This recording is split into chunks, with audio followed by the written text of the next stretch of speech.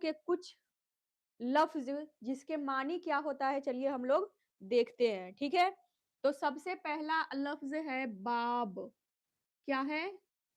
बाब है। और बाब का मतलब क्या होता है, अगर आप सबको पता होगा तो मुझे बताइएगा कमेंट सेक्शन में कि बाब का क्या मतलब है। बाब किसको कहा जाता है, बताइएगा जी। बाब का क्या मतलब है, बताइएगा एक बार चैट सेक्शन में।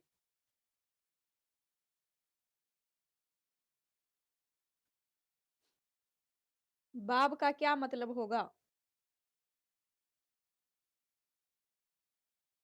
मोहम्मद हसन चैप्टर।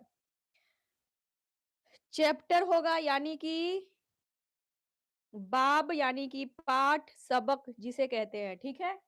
तो आपका जवाब बिल्कुल सही है। इसको उर्दू में हम कहेंगे पाठ। क्या कहेंगे? पाठ या सबक कहेंगे, हिंदी में पाठ कहा जाएगा।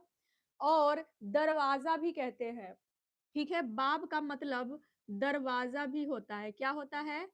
दरवाजा। दरवाजा और सबक पाठ ये दोनों होते हैं। Very good morning.